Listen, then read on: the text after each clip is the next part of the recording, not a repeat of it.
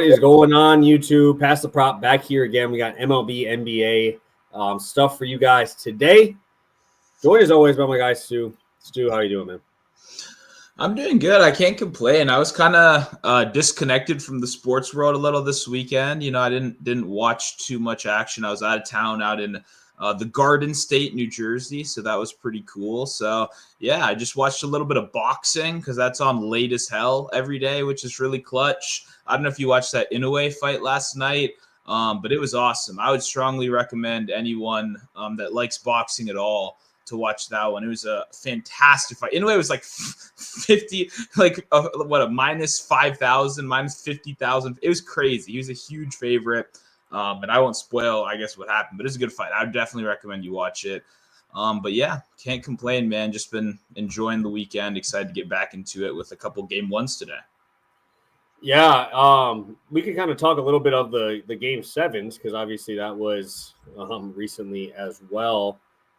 Anything you want to talk about from those games? Anything surprise you? I thought the Rockets would have put up a little bit better fight,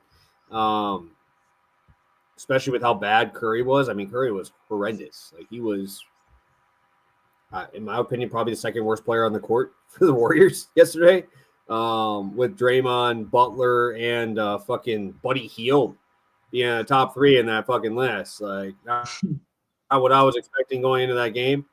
Shout out to you guys if you guys had a fucking bet on those guys on Buddy Hield long shots because my God, that'll pay for the year. Yeah, I had Buddy Hield 1.5 threes. I didn't fucking ride the ladder though, like an idiot, obviously, because he turned into Steph Curry, channeled some of that energy. But yeah, I mean, for me, the way I described it, my buddy's huge Warriors fan. He missed it. Like the way I said is, first half, Buddy Hield turned to Steph Curry. The third quarter, the Rockets looked scary as hell and looked like they can win. And then in fourth quarter, Steph Curry woke up again and they took care of business. So I thought it was a pretty awesome game, honestly. I agree the Rockets came out a little slow, and you can't afford to do that when you don't have enough offense to make up for it. And that was the case. And now you see the whole world hating on Jalen Green, and it's exactly what we said in the first game of the series. Like, you just can't depend on that guy to win you a series. It can't be Sengun one-on-one, slow half-court offense like forever. You got to have somebody else in there. And, you know, they didn't really have that. They tried to win like a college basketball team with those double center offensive rebounding heavy lineups that I felt like they were like, okay, fuck it. We can't score. Let's just try to crash the glass and hope we can win on offensive rebounds. And the reason I bring up college basketball is because the only time I ever see that win is the few times when I watch March Madness every year. So it just didn't feel like a winning strategy. It just felt like the personnel wasn't there. Shout out to the Warriors. I was kind of surprised they were dogs yesterday. Felt like that should be kind of a pick 'em kind of game. So good for them. I'm always happy we get more Steph Curry in the playoffs. It's a fun time. Yeah, just it's tough because I liked Thompson. Obviously, I played his PRA again. It's just I was pissed because I took the double on him, and obviously doesn't grab a rebound in the last 4 minutes to grab me a double. So that was tough because I was a plus 390. It would have been a nice little payout in that one. But yeah, it was but like in my opinion, I don't think you can really be that mad at Jalen Green because I don't think that's who he is. Like I don't think you know what I mean? Like he's not I don't think of him in that tier. And now people are gonna expect him to be in that tier in the fucking playoffs. Like Sengun was the best player in your team all year. Like, I mean, it was, you know what I'm saying? Like, this, it's tough for you to just think, like, okay, this dude's going to take over a game, you know, when really tougher spot, tougher defense, better defensive, like, conditions with it being a slower game, too. It's just like, how do you expect that to happen? You know, and maybe people aren't ripping them as much as I'm hearing because I am in Twitter. And when you're on Twitter, it's just like, a pool of people that hate everything. So maybe I'm just seeing all that, but I don't know if you're seeing the same thing, but all this Jalen Green hate, I'm like, I get it. Kind of warranted, but what were you expecting from it? You know what I'm saying? Like that's where I'm at a little bit. I think people get tricked by like 25-point seasons on bad teams, like so easily, casual fans, because then they go, well, yeah, you should be able to do that on a good team as well. And that's just not how it works. So I agree. I didn't have this expectation of them. That's why I couldn't really back them in the series there. My only thing is I just think the trades are everyone has them now trading for either KD or Booker. I guess Giannis will be in talks, but I don't think it doesn't make sense. You need shooting. Like Giannis is amazing, but like it would be a weird fit, especially when Amen, I would assume, would be the one guy you would not trade no matter what. So that guy and Giannis together, like it's just, I don't know. That would kind of break my brain a little bit. But every single trade, it kills me. Has Kevin, or what's his name? Not Kevin Porter Jr. Wrong fucking old Rocket right there. Jalen Green going and playing with Bradley Beal. And I just see Jalen Green as worse Bradley Beal. Like they all have him going to the Suns in that trade. I think that's kind of the guy you can compare him to, except Bradley Beal at his peak was definitely better than Jalen Green at his peak. But like a guy that just, you want to be a 6-man, right? That's what you kind of want his ideal role to be, an amazing 6-man. And it just kind of doesn't work out that way. He doesn't want to do it. He wants to be a starter. He wants to shoot 20 times a game. Like I just don't see Jalen Green's career working out that well. But I think if he can settle into a 6-man kind of role, look at Jordan Clarkson, go train with him for a summer, all shooting, nothing else, pull up jumpers and get going. I think that would be my goal for him. Just try to become the best scorer possible, fuck everything else, and try to be a 6-man, Yeah, no, and yeah, I don't see that happening. And I can't imagine them wanting to trade Sengun, because there's no way the Bucks would trade Giannis for outside of like 6 picks, and fucking Sengun would have to be in there. Probably a couple other ones. I don't see them trading him either, honestly. But I don't know. There's just no fit. When people try to make these Giannis trades, like you got to have more picks and assets than any. Like you have to be the Thunder pretty much. The Thunder are like the one team that can make the trade. And when you look at the Thunder, it's like they have a good thing going. Why would they blow up everything to try Giannis? Like in my opinion, there's like literally one team that can make that. Maybe like the Nets have enough resources. Why the fuck would he go to the Nets? Like what are we talking about? You know what I mean? Like I agree. I think it would almost be best for basketball. And sorry to say this to you, if Giannis was in a new spot, I just want to see it. Like, I don't know. The Bucks just frustrate the hell out of me. Obviously, Doc was kind of the final straw of like, what the hell are we doing here? So I would like that, but I don't see it happening, especially this year. Maybe next year, maybe like summer, or trade I guess deadline would be impossible too. But then again, we saw fucking Luka traded, so anything could happen. Yeah, man. I said it from the start, bro. Said the worst coach in basketball is not going to be good for you. And you did. You were right on that as well. Dude, and this is the thing. Now everybody's saying it. I'm like, fuck it. If you're going to do it, that's why I like doing the show, right? Because guess what? You guys can rip me for a lot of my takes. Like, I have a lot of fucking crazy-ass takes. But I'll put my fucking neck out there and be on the island. I don't give a fuck. Like, I still text your ass about Kevin Knox, bro. It don't matter. I still text him.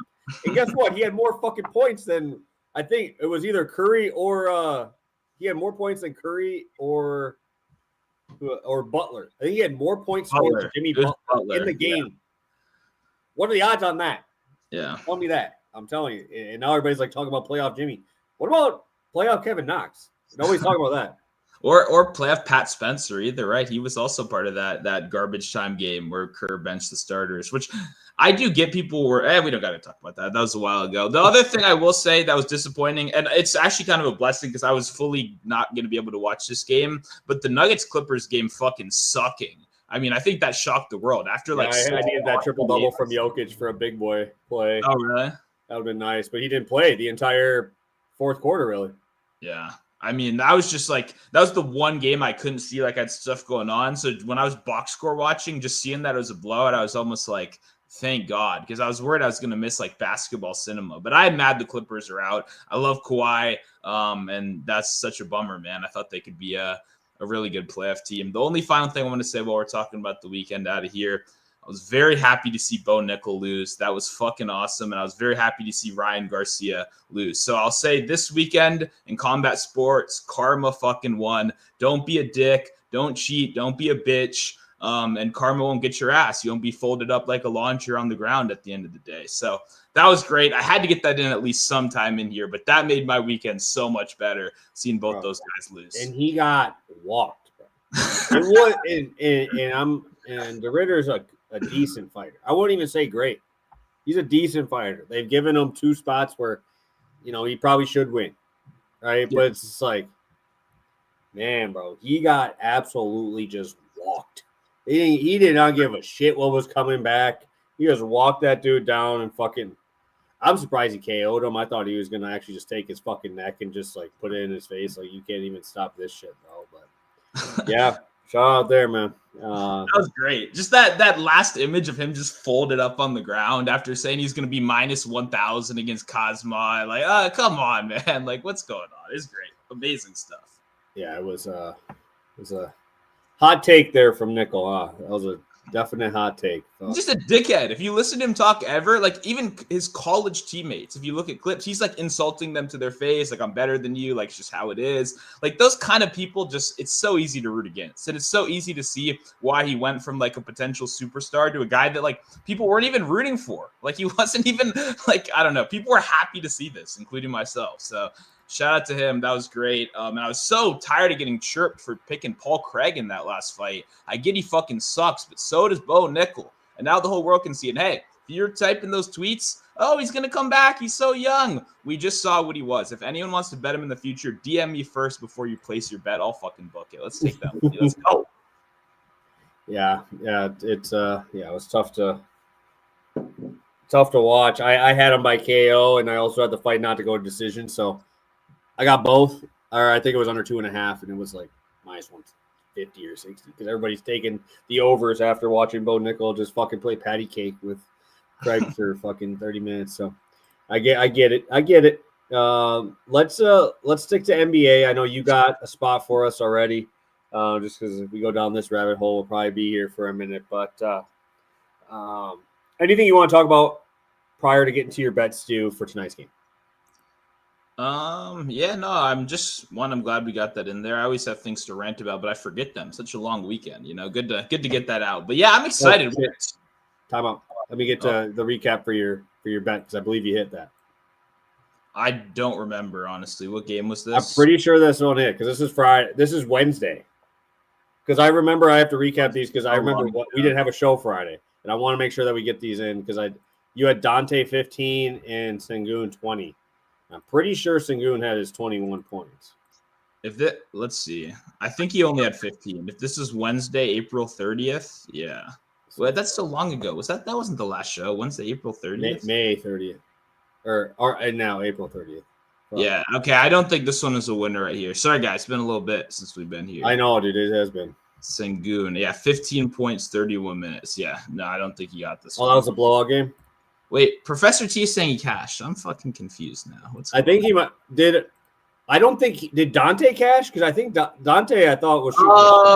Wait, no, he didn't cash either. We fucking lost both of them. God damn it. Dante shot 15 times and he fucking failed. Sengun had one on Friday, not Wednesday. I had 2 bets that I counted. I didn't count 4 passes prop. I just posted them because I lost mine as well with Shane Boz getting fucking obliterated, absolutely obliterated. Shout out to my crew. No, Professor T, we're from Wednesday. We weren't here on Friday. Oh, I forgot about that Dante Payne too. That should have been such an easy win. The guy shot like 12 times in the first 3 quarters, and he made like 2 of them. That was brutal. Ugh, that sucked. But yeah, unfortunate right there. But hey, we got today to make it back. A couple game ones. All right, Stu. Let's get to your bet. Your only straight bet here for the show. Obviously, you got long shots ready for us too. Sounds good. Yeah, I mean, for me, this one, I don't want to say it's kind of obvious, but like when you see what the Nuggets have struggled with, one, I mean, Jokic having such like an ungodly responsibility on the offensive side of the ball is just going to naturally affect like how much you can give on defense. That's just like a fact.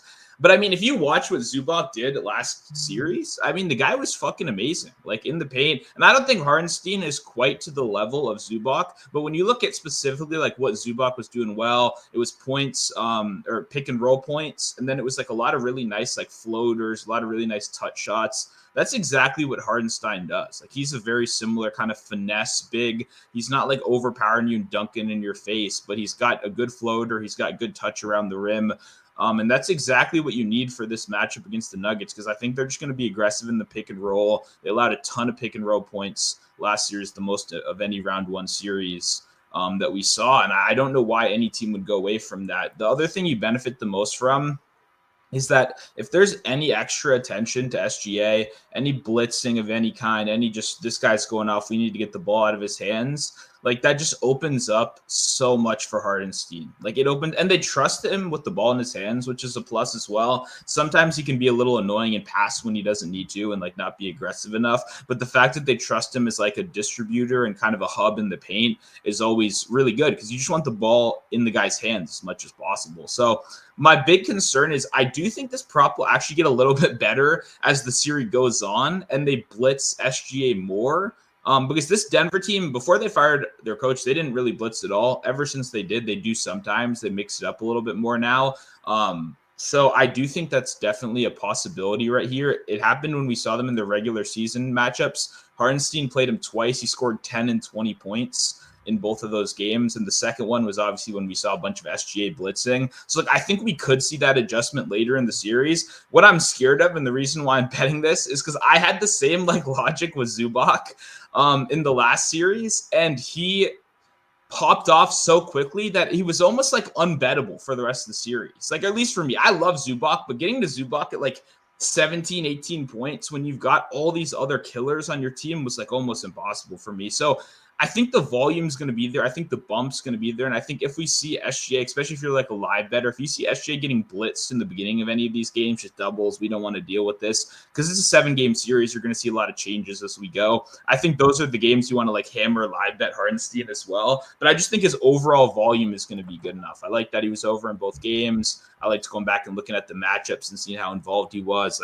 I just think Hardenstein's a very solid player. I think his role is pretty clearly defined, and I think his skill set, we just saw a better player take advantage of it. I'm not saying Hardenstein is Zubac level, but I just think he can do the things that we saw Zubac do well enough. And I think it's kind of clear as day that you attack Jokic in motion as much as possible. You want to do that. It's beneficiary to your offense and to the defense, right? You want that guy tired as much as possible. So get him in action, a lot of pick and roll, a couple floaters. Maybe we get to the free throw line a couple times.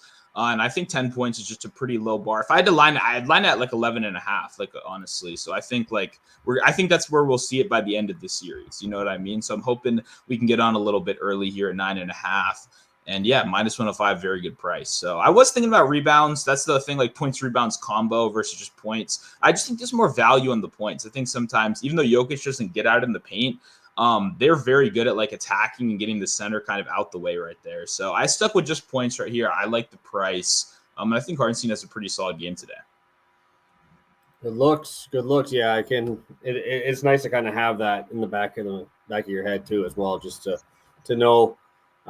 We've just seen it. We just seen what just happened before, and it makes it a lot easier for you to be like, oh, can they do this? Yeah, well, we just saw somebody do it. And they are similar. I would say that's probably a pretty similar comp there. So like the look there, and I will take over for some MLB today. We have a pretty nice slate today. It's pretty loaded.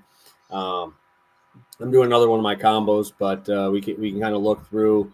I know we kind of talked about the MLB slate a little bit, Stu, but I know I'm the guy probably looking at it a little bit more. I'm intrigued by Ragan's coming back. I know he came off that mini injury. I'm curious. It was a pretty quick comeback. So very curious about that one. And my favorite game of the night is that D-backs Mets game, bro. I don't give a shit, bro.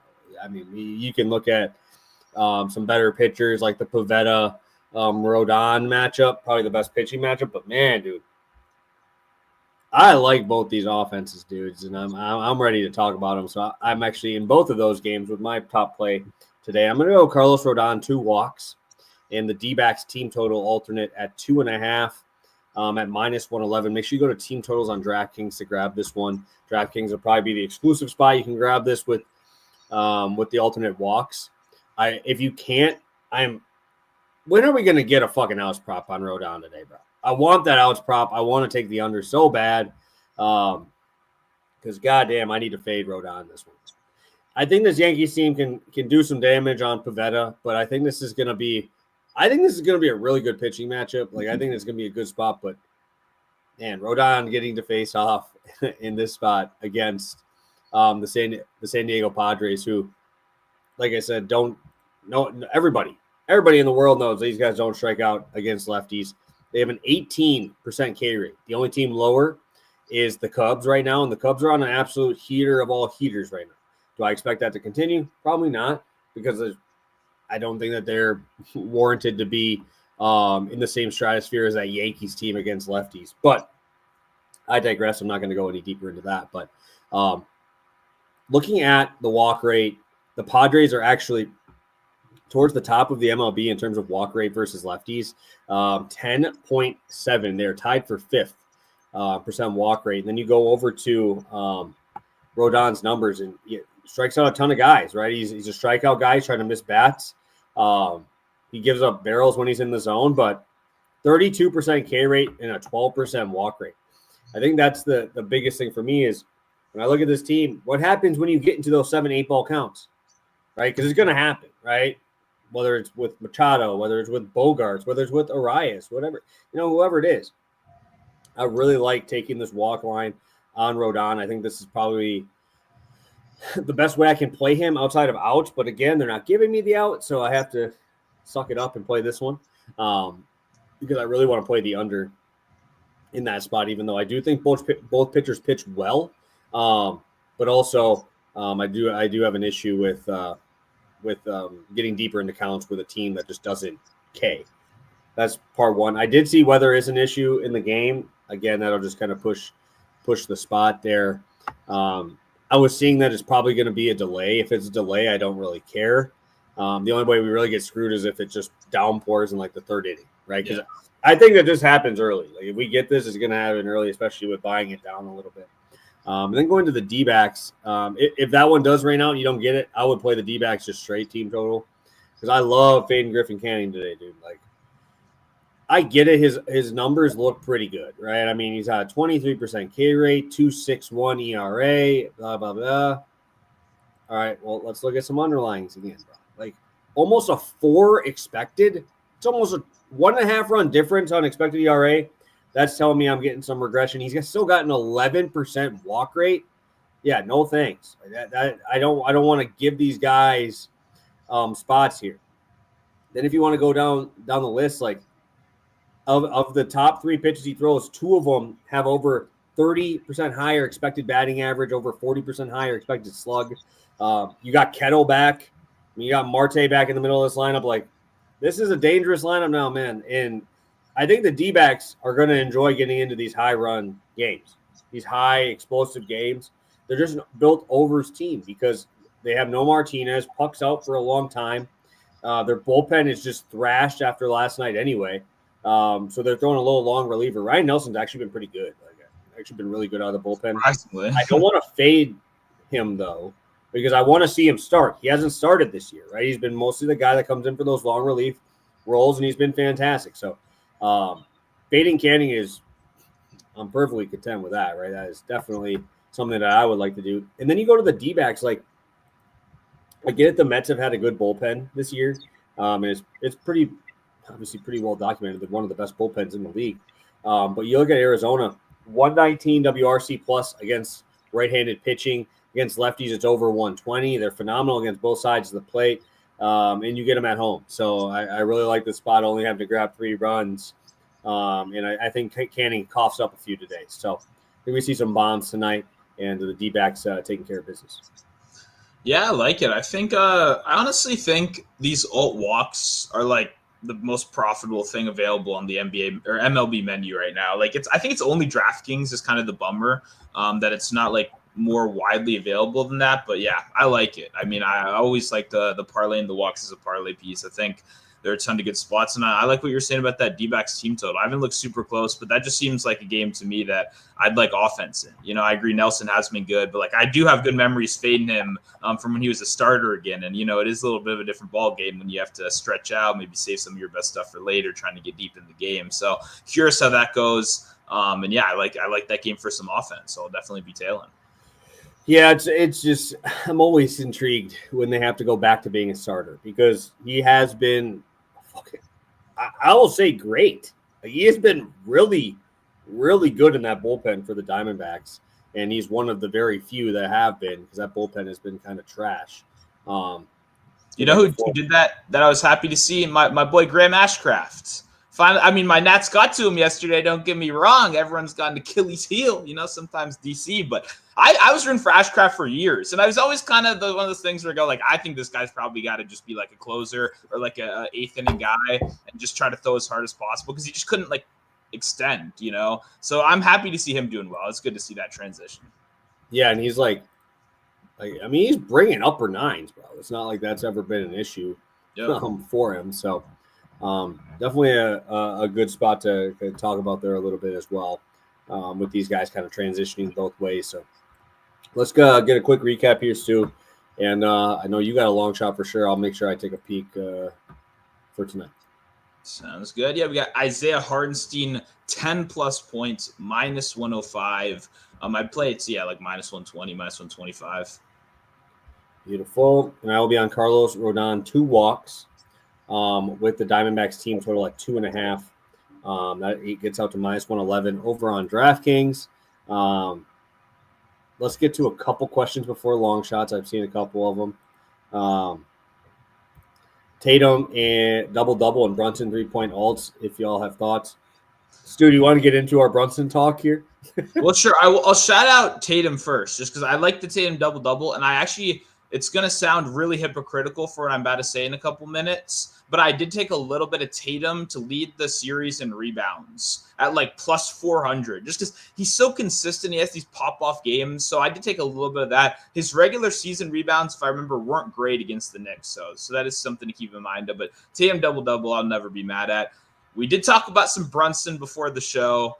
3-point could be an interesting way to get around our problem, but I think both of us are in agreement that we like the under on Brunson points today. Like when you talk about a team that can make life difficult, especially for a short guard like Brunson, I mean, we kind of went through, I think this is probably the second toughest team technically because OKC probably is the ringer. They're probably number 1, but Drew Holiday, Derek White, like the small guards they have here, and then the switchability to just make life hell for you. And then they're also the most switchable team on offense in the league. So if you watch the regular season games, they attacked Jalen Brunson on as many positions as possible. Switch, get Brunson. Like they're going to make life hell for him as much as possible. Like that's going to be the goal this series, just harass him. And yeah, I think for me, like it's just not someone I'm necessarily targeting. The other thing I'll point out, I saw someone mention this on Twitter. The way they guard him is super interesting. They guard him from the side a lot more than straight up. Because if you watch last series, he's jumping into people. He's foul baiting. He's trying to get these calls. They're essentially hitting him with a, how about you drive instead, and we're going to guard you from the side so that you can't jump into us. And then we're going to trust our guys in the paint to like the rim protection, like the Porzingis who's been playing iffy minutes. But I think Porzingis could have like a 4 or 5 block game one of these days. But like even Al Horford, like I just think they're going to play him from the side, and I think they're going to be aggressive that way. So I saw someone on Twitter point that out, and I went back and watched, and it was a good call. They defend him pretty uniquely, and it takes away the foul baiting, and he needs that, I think, if he wants to get to 30 points. So not on the points. I think threes, though, generally if you're a superstar player and you're struggling inside the paint, you're just going to chuck threes. Like that's just generally how things work. So if he gets hot from 3, I definitely think he could go over there. But yeah, me personally, I'm probably going to be on some Brunson under 27.5 tonight.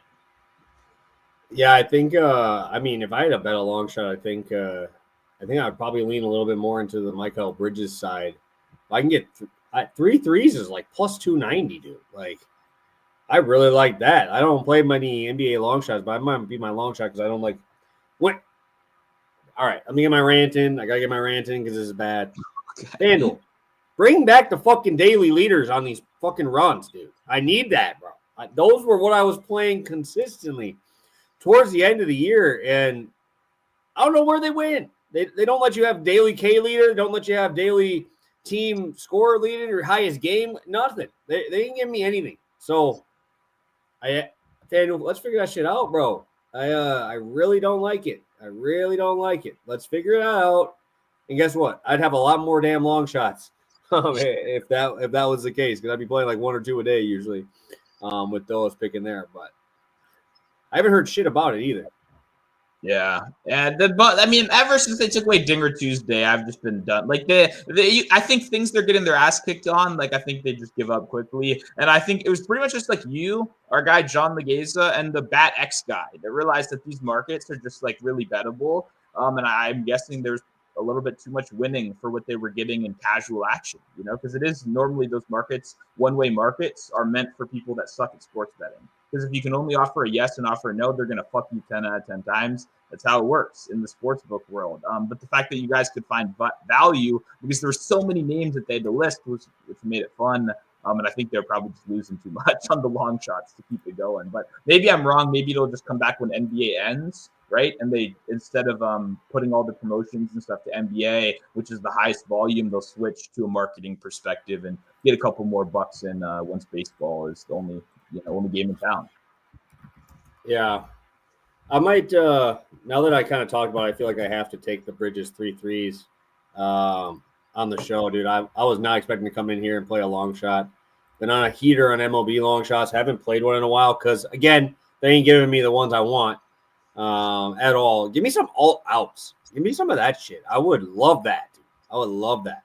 But I'm going to play Bridges 3-3s just for pure volume, and I think that Brunson just gets absolutely cooked tonight offensively. He's going to have to kick it. I feel like it's just not going to be, you're not going to let Brunson beat you. And like I said, we were talking before the show. I'm like, the only guy that has it worse is probably fucking Jamal Murray. Bro. It's Brunson and Murray. And luckily for Murray, he's a little bigger. So he has a little bit better chance of, seeing over guys and having that opportunity. But again, I mean, Murray's getting Cason Wallace, getting Lou Dort, and getting Caruso. Doesn't get much easier on that side, right? When you get Holiday and Derek White. I want to ask you, Stu, before I get to your play, do you have any thoughts on taking Pritchard unders in this series? I feel like they're just going to just make the living hell of all hells on Jalen Brunson. And the second Pritchard goes in, they're going to just go at it. You know what I'm saying? Like, I feel like that might be a way that kind of gets Brunson going. That's kind of the way I've been thinking about it. And he looked like dog shit anyway last series. He looked like absolute dog shit and did nothing. So what's warranting me to play him? Like, why would I play him? You have so many other scores. You can cook them in so many other spots. No one's cooking your defense unless it is on Pritchard. Just my thought on there from watching enough of these games. You have any thought on that? I feel like he definitely struggled in last series. And like, if he went off last series, maybe. But didn't really do anything. Yeah, that's actually a really good point. I actually really like that logic. I mean, I looked up to see the price. It's 8.5 right now. I mean, it was like 9.5 last series, 10.5, and that was with the assumption that essentially a blowout was live every single game. And a blowout is still live today. And a blowout fucks you because if the starters like chill or go out with 4 minutes left, Pritchard's like chucking up 3 threes, and you're kind of fucked. So that's the worry is blowout. But I agree with you. The only, I guess, counter would be if they just go like some weirder lineups, like because they have size off the bench with Horford and stuff, where they just go like White, Drew, like Pritchard. I guess those only lineups kind of happen when there's like starter injuries, though. Yeah. I don't really see too much of a path, honestly, outside of like getting hot from 3 randomly in short minutes, which is kind of unreliable, or blowout, pretty much, which I don't think happens, but it's the NBA, so it's always scary. Okay, I'm gonna toss a couple bucks on you. Because I just really have a feeling that they're not going to play on this much. Like he hasn't had a big game in the playoffs. Obviously, I know the Magic's a tough series because it's just a defensive-minded team, but I don't know, it kind of feels like a spot. He's able to hoop against the Magic, though. His style of basketball is, he says it every year, he pays guys $500 one-on-one training every summer. Like, he's a one-on-one player. That's how you beat the Magic one-on-one. If anything, I know they're a great defensive team, but it's because they take away paint points and they take out spot-up shooting. Pritchard should be able to win one-on-one. So I know it's counterintuitive because they are such a talented defense, but I'd say it's one he should be able to win in, while it'll be a little bit different here. So I like the logic a lot. There's no reason to give Brunson a guy to attack, right? When you got Drew, when you got Derek White, like, why give him someone to attack? So yeah, I like that logic a lot. I'll definitely toss a couple bucks on that tonight.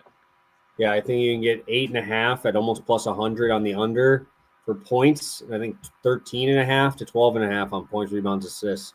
I think I might just stick with the points on that spot personally. All right, Stu, your long shot. I have my plus 300. I know you're on the Knicks as well. Yeah, no, we got Karl Anthony Town, 15 rebounds, plus 380. I was hoping for a little better of a price right here, but I can't complain. I was coming out looking for it. 11 and a half rebounds at plus money was honestly just going to be my show play. I was kind of thinking I was going back and forth. But my problem is when you go through, like, Cat averaged 12.8 rebounds this year. That was second. He's such a boomer bust guy. He's giving you like 9 or 15. He's not really at 13 that often, you know? Not to say that can't happen, but like, you just, when you bet so much every single day all these years, you get guys that are like, some guys have, wide ranges of outcomes, and some guys are much thinner, right? And so a guy like Cat, who really can give you like any end of the spectrum on any given night, like Cat can look like the best player in the world randomly once a Tuesday, once a year, and then sometimes you're like, why is this guy even playing?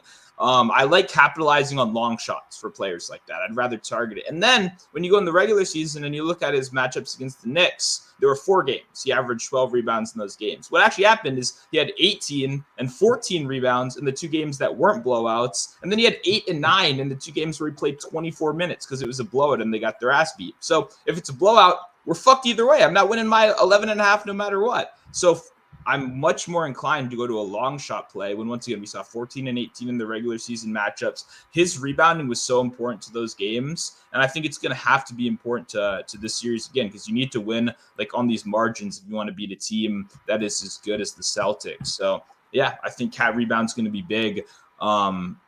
Like it's going to be not like a win, like it's kind of like a win condition for them. Like I don't think if he doesn't have a good rebounding game, I think they're in very big trouble, honestly. So I mean, they're generally going to be in trouble no matter what. They're 10-point underdogs here, but I think Cat's a huge part of this game. We already talked about Brunson and his struggles. I would bet Cat points, but man, it's frustrating as hell. He should have been more involved last series too. I mean, I don't know. Like Brunson shoots every possible shot he can get in the fourth quarter. Like there's just not like, I don't know. There's not enough urgency from Cat on offense for me to do like points rebounds. Like I do think he'll hit 30 points at least twice this series. Like I do. I think he has plenty of long shot potential. If you and me are both right about, Drew Holiday and White and those guys giving Brunson such a hard time, like Cat has to step up. It's just like when you watch the guy not step up a bunch of times, it's harder to pull that trigger, even if you know it's kind of the logical thing. So I like rebounds more. I've seen him had a lot more pop-off rebounding games, and I think that's, pretty big tonight. So we're taking 15 boards plus 380. All right, so before we get out of here, let's bet the over-under on minutes for, let's just say, Josh Hart tonight. What do you think the over/under is for minutes in a game one here? I'm curious. I just want to get your thoughts here because Bridges and Hart, I feel like are kind of like they're the same. Like I feel like they're both gonna just play an ungodly amount of minutes here. What would you say? Would you? Let's go over/under 42.5. I'll say under then. He didn't hit that at all last series. He didn't hit that at all. I don't think they're gonna play the fucking bench, dude. Like you're gonna be playing from behind the whole game, dude. Yeah, I think because it's game one, I would say if you're gonna give him a rest and only play 41 or what? A number on it, I'd say he's between 36 and 38. That's where I'd have him tonight. I think 38 seems dude, like you're letting him have like 3 Gatorade drinks, bro. I know, but he's not 100%. A couple of these guys are banged up. Like he's had a couple of things here and there, right? That's what I've seen. I don't think it's like, it's not going to keep him out the game. He's not like questionable or anything like that. But I don't know. I feel like I don't think. It's hard to say. Game one is always tougher. It normally happens game 2, game 3, game 4, depending on how the series starts, But I'd say like a 36 to 38 seems pretty fair. Yeah, no issues for me. I think I'm also possibly going to play some unders on Holiday for like point wise. I think I'm going to take point wise unders. Brunson though, he's been solid. Like threes. Like I'd probably take like under threes. Because why would I not just body this boy in the paint? Yeah, no, I think that's what he's done too. When you look at it this year as well, like I can get minus 120 on under 1.5 threes. Why would I shoot 2 threes? Why would I not just say, hey, Brunson, I'm gonna foul your ass out in 3 minutes? Yeah. I mean, in the 2 games he played last series, he only took 3 and 4 as well. So not like the volume was great either. So yeah, I like that spot as well. All right. Damn, I'm playing NBA tonight. Fuck me. I know. Live on the show. Oh shit. I gotta watch the game. That's probably gonna be a 40-point game too. As long as Bridges is 7 for 7 from 3 and Brunson has 2 points, I'm good. Yeah, I see Professor T said Cat 35 points in a game. Yeah, 35 and 30 is a big difference. But yeah, I'm not. I'd play 30 at like 200 or something instead. I'm sure the price is shit, but I don't know. Cat, I don't know about Cat has the most amazing first half and shit second half games probably in NBA history. Like if someone looked up the most amount of games where someone has had 25 plus points in one half and then proceeded to have like less than fucking 10 in the second half, it's gotta be Cat. Like, I don't know. It's gotta be. So that's just, I don't know. Like the guy has amazing spurts where he pops off and goes crazy. And then it just feels like he can't sustain that for a full game. So for me, it's hard to get to anything higher than 30. Yeah, it's a big boy number there. I don't really know if I would want to go down that rabbit hole. I need like a little more. I need like 800 or probably 750 or something like that, I think. Oh, shit. Stu, he ain't getting 14 shot attempts in 36 minutes, bro. He's playing 42 minutes for that tonight. I mean, it's live. I mean, man, Josh Hart been on him to shoot sucks sometimes, but yeah, they leave him wide open. So, you know, it's always a calculated risk. You know, you're gonna have to expect pain, but know that he's gonna shoot wide open shots. So you got a pretty good chance at it. And it lines up with what you're saying about get the ball out of Brunson's hands. Someone else has to shoot, you know. So yeah, I don't hate it, but I don't know, man. Probably won't be Ben Josh Hart. All right, Sue. Last thing before we head out, just a quick thought on the Nuggets game. We haven't talked about that game at all, really. Who wins? Do you think they're covering? I want to see what the spread is. How bad is it right now? 9.5. It's double digits. I see. Yeah, I'm just on ESPN's app. It says 9.5 for Thunder. Man, unfortunately I do think they cover tonight. Like it's not going to be as good for basketball, you know, and maybe I'm wrong, but I kind of do think they might win by like 25. Like OKC is really good, and the Nuggets are too, but MPJ like needs to be at full health. Like something needs to give. It can't be like Russell Westbrook. Like I'm proud of the guy. He had a good series, even with a couple Russ moments, but it can't be him, you know. I don't know. Like Christian Braun maybe needs to take the step up, but I don't think this is a great series for him either. Like I don't know. Like I want the Nuggets to give us a 7-gamer here, but I don't think it's going to be the case, unfortunately. 7 games, bro. Yeah, I don't know about that. But, I mean, you know, Jokic, multiple MVP. Oh yeah. No. I just think that they literally I think they probably just got Hartenstein for this exact reason.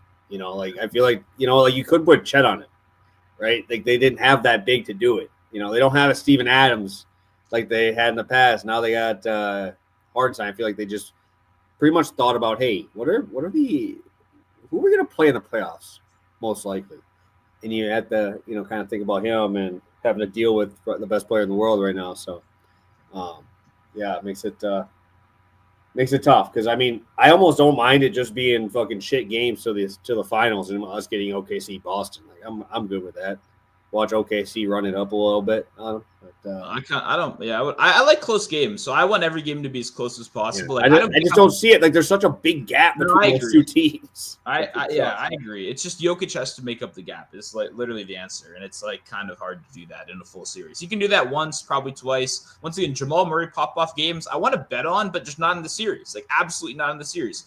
Fucking Caruso is the third guy you're going to see. You guys still got to see fucking Lou Dort and Kaysen Wallace before. Like, that's hell. It's fucking hell. It's why I only bet unders against OKC with guards in the regular season. Like, so it's like when you don't have those Murray pop-off games, it just has to be Jokic all day, every day, especially MPJ playing banged up, not 100%. Aaron Gordon is good, but he's maxed out his volley. Like, he's the ultimate role player, but you can't ask him to do more than that. You know, like he is what he is. So, There's got to be that extra element there, and I just don't think against any other team they're live, but Thunder, unfortunately, I think is where, you know, time runs out for them right here. And good for OKC, honestly. Hopefully they play up to expectation here. If they don't, then they're going to get clowned like crazy. All right, last thing. Now that we're talking about it, and we talked about Brunson and Murray back and forth on how we hate them both, but what is your thoughts on Murray tonight? 30.5 PRA under or under 20 points? Probably points. Probably point. Three Yeah. points. Yeah, probably points. He doesn't rebound well either, so I could see PRA and stuff. Like, I don't know. I just don't know. When I don't trust the guy to score, I don't like doing PRA as much just because the assist upside always scares me a little bit. But yeah, I don't know. I just feel like it's tough because you have Russ and you have Jokic with fucking like 30% each. There. So I don't know. I like them both. I agree. I like them both. All right. Stu said hammer it, play it as much as you possibly can, unload the clip on all of them. That's just taking both of their unders on every single thing. Hey, well, except for rebounds, because we didn't say rebounds. It'll either be a really good night or a really shit night. Then you know what I mean. That's really going for it right there. All right, last one here. Tyrone bringing up Warriors to win it all, went from 1,100 to plus 1,400. How does that make sense? Hilarious. I don't know, honestly. They look like fucking shit for that first half. I took the first half under, and it was the easiest cash of my fucking life. I'll say though, they did kind of look like shit, but in my opinion, it's almost more impressive to win a game when your best player and one of the best guys of all time had 3 points in the first half. Like, I think it's almost more impressive that the rest of the guys could rally around and win a fucking playoff game like that. Because in my head, I'm not going to go, oh yeah, so I'm just going to assume Steph Curry has 3 points for the rest of the playoffs. Like, no. I think we're going to get the Steph we saw earlier in that series. So I don't know. It's a team game at the end of the day. When the leader falls, someone's got to pick him up. When a team shows that they can overcome that, I don't necessarily hold that against them like most people are doing right now. But I get what you mean. It was definitely like ugly and it wasn't great. And you don't want to rely on Buddy Hield, but being able to, hey, it's you won. Congrats. Shout out to him. So yeah, I don't know. Just tough to see him beating the Wolves after watching that series. I don't know if it's just the matchup with the Lakers was a better matchup for him, but man, I feel like this is a tough spot for Warriors. Yeah, I mean, they're kind of probably fucked no matter what. Paul said Wolves in 5. Yeah.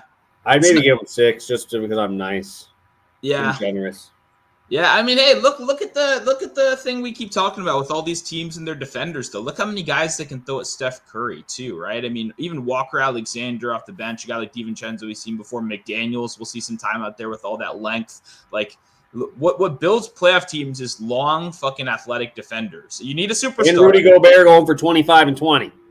Yeah, well, that helps. But every single other game, I bet – like a fucking idiot. I bet under no double-double in that because he didn't have a single double-double that whole series. He goes for 20. Yeah, he goes for like the best games fucking career. I'm like, okay. And he almost fucking, what do you have, 5 blocks? Going for another double-double with blocks? I'm like, fuck, dude. Crazy. All right, so I think we talked long enough. Anything else before we head out? Yeah, just the last thing MPJ said, or Liam said MPJ 20 plus. That's only way I play him. Like, I only play MPJ long shots because when he goes off, he goes off. When he doesn't, they fucking bench him for like Russ in the fourth quarter. So, I like the long shots. He's always live for him if he gets hot. I'm just a little bit worried if he doesn't get hot. So he's never a guy I want for like 14 points. I want him for 20 at plus money. So I don't hate it either. And yeah, shout out to Liam. I see him with the RDR. I was watching his stream. I just caught it for that Bo Nickel fight. He was doing a little live watch along. I was like, fuck it, I'll tune into this. And I loved how fired up he was about it. He nailed the call right there. And he caught how much Bo did not want to be there way quicker than I did. So that was awesome. Shout out to Liam. That was a great call right there. He does great UFC stuff. I watch it, almost every week, pretty much whenever I can. So shout out to Liam. And yeah, definitely going to be spending that RDR money on some long shots. Hopefully we win them today, right? Yeah, dude. Like I said, I took the under in the fight just because kind of had to with that, and I thought he'd take the neck, but hey, shout out if you took the KO. That paid nicely. So, thank you guys for tuning in. We appreciate you. 25, you guys still in here. Hit that like button. Let's get it to 20 before we head out today. Best of luck on all your bets. Good luck if you're tailing us. Hopefully, we get you guys a couple more winners today. So, have a good one. Best of luck, and see you guys on Wednesday.